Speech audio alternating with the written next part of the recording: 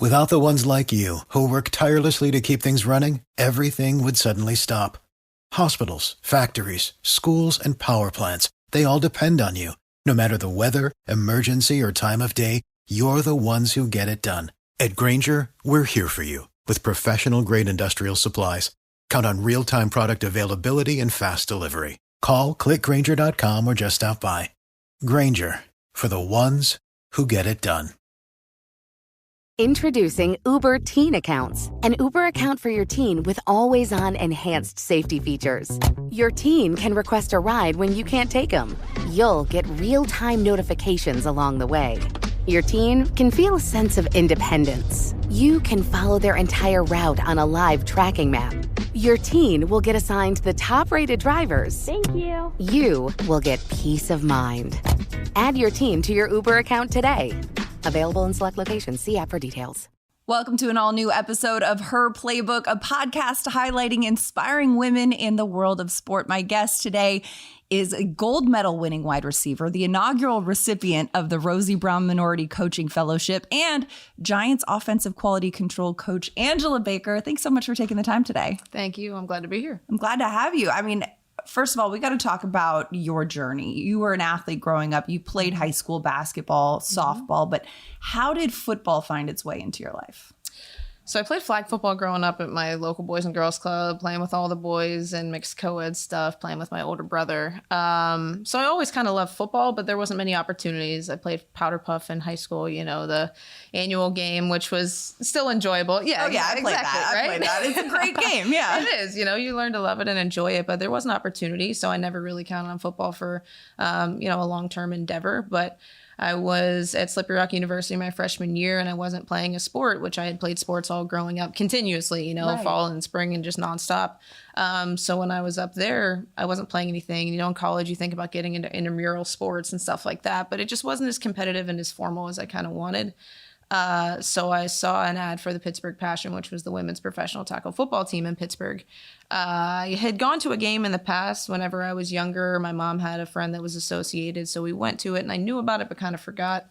So I saw the tryouts, and I was like, you know what, let's give it a shot. And my school was only 45 minutes from the city, so I went to the open tryouts, and I tried out, and the rest was kind of history. I fell in love immediately, and that became everything that I cared about. Well, in Pittsburgh Passion, of course, tackle football, growing up around flag football, watching football, knowing the game, but being tackled or having that tackle experience for the first time in college, I mean, what was that experience like? What was the biggest learning curve there? You got to, get back up. That's the biggest thing that we learned. That was one thing that my coaches appreciated was, you get hit and you get back up. I grew up with an older brother and a younger brother, but I grew up with my older brother and always played sports with him and his friends. So touch football turned into a little bit of tackle, and then you get to put the pads in the gear, and it's, obviously a lot harder at that point because there's fundamentals and you're going full speed. But it was more than anything just learning to get back up, and, taking a hit isn't that bad. It kind of gets your adrenaline flowing a little bit and makes you just want to go and do some more. Now, I saw a story about you, like early on in your playing career, you were actually in a boating accident and, had a pretty severe burns from it, but powered through that and got back up and got back onto the football field. Going through that kind of adversity, you really got to love the sport to say, you know what, I'm not going to let this make me quit. What was that mental hurdle like for you? My mom still gets upset about it, but the day of the accident, my first initial thought was, can I ever play football again? Wow. I loved it. And 2016 was a really great year for me. That was the year of the accident. It was actually ended up getting offensive MVP of the league that year. So it was probably the peak of my career. And just to have it at that point, have the accident was devastating. But I knew that in 2017, the U.S. women's national team was going to be hosting their tryouts and going to Canada for the international tournament. And I had set that goal that 2016, I was on the right path. I was going, tryouts were going to be the following January. So I didn't really have the ability to let myself wallow too much because I had a goal that I wanted to reach. And I'm fortunate for the community of women's football and football in general, but women's football, everybody was around me. The day I was in the hospital, Pittsburgh was actually hosting the national championship. So I had players from around the country that were in my hospital room coming to visit, motivating me, reminding me every single day of, why I have to get through this.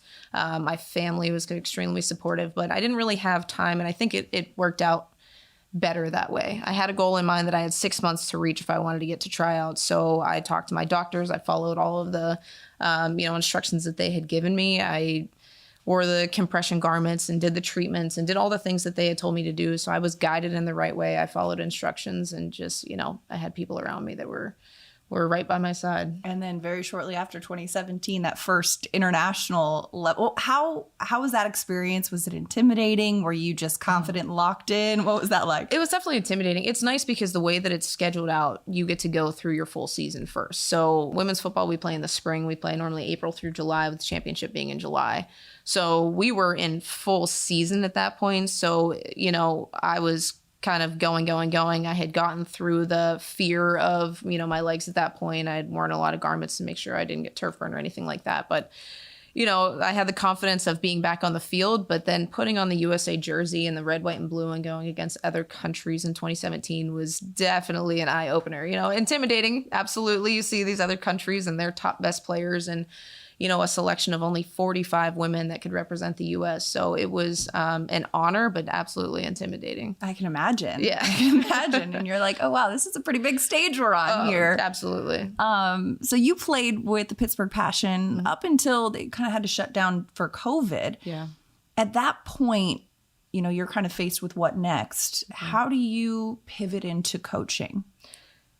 COVID kind of helped in that sense. I've always liked mentoring or coaching and, I wanted to be a teacher. So they kind of all correlate in the sense, right? So COVID hit, our season got canceled.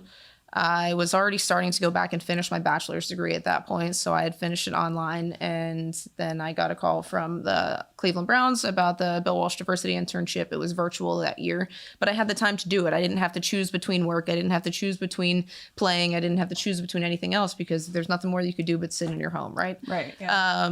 So I did the virtual internship, which was awesome. I got to talk to Coach Stefanski. I got to work with, a lot of the people. I was in the quarterback room. So virtually it was a little bit different. I didn't get the hands-on experience, but it kind of gave me a segue that really piqued my interest. It was something that kind of fell on my doorstep and was an opportunity. So I took it. And then from there, it was kind of like, okay, if I can't play, what's the next best thing? We didn't have a season in 2020. We didn't have a season again in 2021. So I chose my career and, took a long shot. Reached out to some people in Southern California. I got on with a D3 team out there, University of Redlands. So I was thankful for that opportunity. And then, it's easier to stay away from playing when you're involved in it every single day. Yeah. Who doesn't love the good things in life? Even though I enjoy a little luxury, it doesn't mean I can always afford it. Until I discovered Quince. Quince is my go-to for luxury essentials at affordable prices. Quince offers a range of high-quality items at prices within reach, like 100% Mongolian cashmere sweaters from $50, washable silk tops and dresses, organic cotton sweaters, and 14-karat gold jewelry. And Quince only works with factories that use safe and responsible manufacturing practices. How great is that? I love my silk slip dress from Quince. It is comfy, chic, and amazing quality. I can't recommend their super soft fleece joggers enough. They feel like butter. Give yourself the luxury you deserve with Quince. Go to quince.com/Teddy for free shipping on your order and 365-day returns. That's QUINCE.com/Teddy to get free shipping and 365-day returns. Quince.com/Teddy. Yeah. No, cut to now you're with the New York Football Giants. I've seen some interviews in which you talked about your interview process with Joe Schoen and Brian Daboll and how, you knew you had this Team USA thing on the horizon here, but you wanted to be here as well. What was that interview process like for you? They made it super easy, honestly. They're incredible guys, and you can tell that one of my favorite things about Joe Schoen and Brian Daboll is that they just care about you as people. In this industry, a lot of that I think gets left behind because there's a job to get done, and everybody wants to win, and everybody is the job on the focus. But they care about you as people. So when I was interviewing with them, I was very transparent and just let them know. I had this endeavor that I needed to go and try out for. I wasn't even for sure on the team yet, but I wanted to try out. And if I did make it, this would be kind of what was happening. And Joe Schoen said, I'm all for it. I just have to double check with everybody else and make sure that would be okay because you would miss the first couple of weeks of training camp. And that's really pivotal for this position and the season. And then once I got offered the job, they just kind of told me, keep me in the loop. If you make the team, we're supportive, we support you 100%. And then fast forward, I went to tryouts, made the team, and nothing but support. As soon as I got back in the building, everyone was excited, and coming back, everybody was just as excited for me. So they made it easy. Coming back with the gold medal is not too shabby right there. It's an instant flex. But yeah. I'm curious what that must have been like, because, you've got your team that you're playing for. You've got to know this playbook inside and out. You've got to study. You've got to be prepared. And then you've got the team that you're coaching for. You got to know this playbook inside and out. You got to study. You got to be prepared. How was that process and balancing all of that? We're still working on the balancing part of it. There's no doubt about it. Now I can kind of forget that stuff and get back into this mode. But, the summer was a little challenging. We had some time off where we as coaches are really trying to get prepared for the season. But like you said, as a player, I was trying to study a different playbook. Right. Luckily, they're both offensively, offensive sides of the ball. So some things correlate, but just different languages. I always say that football is the same language, it's just in a different dialect. So as soon as you learn that, I have to just retranslate everything from one way into another. And it was challenging trying to study. I was definitely on the field at training camp, mixing some stuff up, thinking about some of the concepts we have here that didn't necessarily relate. But, one of the things that Dave's always talks about is being smart, and you have to be able to transition your mind. And it's still challenging getting back into this playbook a little bit and trying to forget everything I, was just on the field doing a few weeks ago. But, work in progress. Right. So coming into this year, you're an offensive quality control coach. How would you describe what the day-to-day of that job entails for people who aren't as familiar? Yeah, I think that the offensive quality control position is actually really important. It's kind of the behind the scenes type thing. Breaking down a lot of film, opponent scouts, stuff like that is a big factor, but then really being able to do anything that the offensive side of the ball needs. For me, it's the offense. We have one on defense and special teams, but pretty much anything that needs done. So Coach Kafka needs something organized and done the way that he wants it. That's, something that he can throw on my plate. My day-to-day things, so I do our practice data input, and I do our completion data charts, so track what the quarterback's decisions are on the field, and keep all that information and data and put it into a spreadsheet for the quarterback coach and then the coordinators. Help with the practice data input afterwards. So anything we run at practice has to match up with the film that we use. So that way the coaches understand, exactly what they're supposed to be looking at. Sitting in on a lot of meetings, listening in on things. And then I'm fortunate for my position, I get to help out with the tight ends as well. So learning from Coach Bischoff while I'm in there, anytime that there's position meetings, I'm in those meetings with him and kind of getting to learn the position side of it as well. That's awesome. And how much or how valuable really is your playing experience in relating to these coaches and players? Because I think, a lot of women, think, oh, it must be intimidating walking into this room. And, guys thinking, okay, what, in past years, what could a female have to offer the game, right? Absolutely. Yeah, for me, I think that it's definitely important. And you're seeing it, a few of the people, not all of the women, but a few of the women that have become successful in the NFL are former players. Callie Brownson, Jen King, Katie Sowers. Like, we all played in the same league for years. So I think that their playing experience has definitely helped. It's not necessary, but I think it kind of helps you on the field more than anything, or when you're watching film, because we've studied it our own, and it's been our own way for years. We didn't have access to everything that we do in this industry, but I think it did help bring a little bit of that confidence to it. I wouldn't say that I know everything by any means, but it also gives me a couple talking points to the players to get to relate to them a little bit more. Hearing some of the players interested in the fact that I've played and kind of shocked by that, it brings a little bit different of conversation instead of thinking, oh, I've only studied in a book. Like, no, I've been on the field, I've been in your position, maybe not at the same exact level or in the same exact game, but I've been there, I've been a part of it. And I think that it translates in a lot of those conversations. Well, and also going through the injury hurdle that you've gone through, and players out here going through facing adversity in that regard. I've heard so many guys on this roster talking about just getting used to their body again, feeling comfortable again. And you having had that experience as well, it's got to translate pretty beneficially. Yeah, I think that I'm not quite as upfront about that as maybe I should be. And now that you bring that point, it's something I can relate to with these guys. Injuries are rough. They're more mentally taxing than physically taxing, in my opinion, because especially in this job, like, you're not guaranteed a spot on a team. So if you can't play, then, what can you offer? So getting people in the mindset of just the everyday getting back to getting better and just continuing the grind, even though you're injured, is really important. I love seeing the players that are injured but are still engaged in every single aspect of practice or meetings or asking more questions and are continuing to drive and not let themselves kind of fall into that pit of being injured. And, can't say that I've really been open with a lot of people about my accident, but maybe now that I will be, now that you bring that up. Okay. All right. Without the ones like you, who work tirelessly to keep things running, everything would suddenly stop. Hospitals, factories, schools, and power plants, they all depend on you. No matter the weather, emergency, or time of day, you're the ones who get it done. At Grainger, we're here for you with professional-grade industrial supplies. Count on real-time product availability and fast delivery. Call, clickgrainger.com, or just stop by. Grainger, for the ones who get it done. Now, we've got Brian Daboll in his very first year as head coach in the National Football League. A lot of guys in this roster familiar with him in other areas, but Giants fans are still getting to know this man. What is it like being on a staff led by Brian Daboll? He's awesome. I mean, his energy is just at the peak every single day. And I think that's one of my favorite things too, is like he walks into a room and he's going to light it up in such a positive way. His energy is high and he makes you just want to continue to be here. Long days, you get tired and, it's kind of draining some days. And, that's part of the grind. That's part of the league. But seeing him continue to just be so energetic day in and day out, and he's motivational, he's tough, but in the right kind of ways. It's going to make you want to work harder for him. And when he puts his full belief in you, you feel it.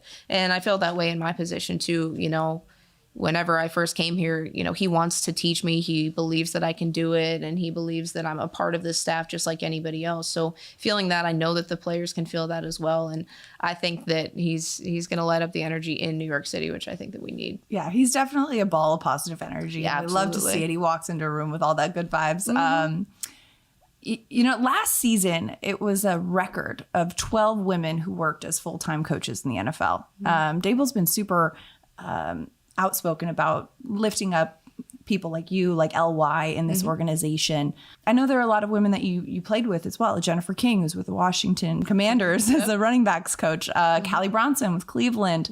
Having this kind of community almost of women who are on a similar path, how much does that help navigate the process? It definitely helps. I mean, being able to reach out, and I've had friendships with a couple of these girls throughout years of playing, and we've built this relationship that now that they're on this level and they've kind of been there before, being able to communicate with them has been amazing. I have Jen King reaching out, hey, how's everything going? Callie and I just talked even when we were in Finland, just, hey, how's everything been? Can I offer you any advice? Do you need anything? Like, just being able to have those relationships and just having somebody that is feeling what you may have felt, or they've been in that same position, is huge. Everybody's path is different, but I do lean on Callie especially because I've watched her journey when she started with the Jets and then with Dartmouth and then with Buffalo and then in Cleveland, and Jen King leaving her basketball coaching job to pursue an opportunity, and with the Panthers and her relationship with Ron Rivera, being able to hear their stories as they happened because I've had this relationship with them, I think has kind of brought a little bit of ease to my situation because, I'm here for a reason and they're continuing to grow. And I think that as long as I follow that and, continue to talk to them if I need to, if I'm having a hard day, it just gives me that extra support system, versus your family who doesn't necessarily know the situation, but they support you, it's all valued. But it definitely is helpful. I'm thankful for them. And even LY, I talk to LY probably a couple times a week, just making sure that I'm keeping up, and anytime I need some motivation or some advice, I can go to her. Totally, because it is beneficial. I mean, a lot of us have support systems, but when you tell somebody, oh, this happened, you want them to know the significance of that rather than spending most of the conversation explaining why. Right. So it is good to have people in your circle that kind of get it. Callie Bronson recently talked about how she's noticed the evolution of women in football, and not just like getting stronger physically, but also schematically. Yeah. What would you credit that to? I mean, I think more interest, like football in general is spreading around the world, and American football at that. And I think that the more connections that are being made, I think is really just gaining more of an interest across the world. Like Phoebe Schechter has gone and, helped with the Bills and then has taken that over to Great Britain and is really push some of the scheme that she's learned on the girls. And you could tell whenever we played Great Britain. Right. Some of the people that are studying in colleges or here go back to Canada and the CFL and starting to teach. So the more people that I think internationally are coming to the States to study it and learn from these higher people, and they're really taking that back home, and it's just continuing to evolve. And the interest is going across the board. And, even the games that we're doing in Mexico City or London or all those other things is just bringing that interest everywhere. And USA, though, still kind of at the top of the game, as we can see by the gold medal, the Team USA wristband you've got on right now. I need to know what it's like. What is the celebration like when you've just won gold in Finland this year? What can you share with the audience that the celebration is like? It's amazing just to be around the players that you had spent 2.5 weeks with, getting to that point, working and grinding, and you're together nonstop, and you get sick of each other to a point, but you just know that you're there for a purpose. Being able to celebrate that afterwards, and this year was different because in 2013, 2017, even 2010, USA won by a mile. They weren't challenged quite as much, but now that you're seeing the game continue to evolve, I mean, we were down 10-7 against Finland at halftime, and we pursued, or continued to persevere, and we ended up winning. Right. We were tied 14-14 with Great Britain and ended up coming out 42-14. It's a 4-quarter game, but being able to kind of struggle with your team together and build that was amazing. So afterwards, the celebration was huge. But I think one of my favorite things about it is we celebrated as a team, but women's football celebrated across the board. So Mexico, Great Britain, like all those other countries, we all got together and celebrated together. Nobody was upset that they lost. Nobody was upset that the USA won. It was all 8 countries came together to celebrate just another amazing tournament and the continued evolution of women's football. We had to be on a flight at 7 a.m. the next day, so we didn't really, get too crazy, but it was just pure happiness, honestly. Yeah. And that joy is it's got to be palpable. You look at the way that the women's sport has taken a stage. I mean, tackle football in the women's game has only kind of come onto the scene, 2009 is when the league started. For the young girls and young women out there who are looking at you saying, wow, these are all these possible roles that I could attain. What's some advice that you got at a young age, or that you wish you had known at a young age? I think you hear it all the time, but, break through the glass ceiling. I mean, there's consistently going to be doors that are closed, but somebody has to get through them. And I wouldn't be in the position I'm in now if other people wouldn't have done that. So if you can see it, you can be it. And I think that that's huge for girls and for women and for anybody in the world, frankly. But if you want to do it, you just have to figure out a way to make it happen. And I'm thankful for the leaders that I've had in front of me, and I hope that continues.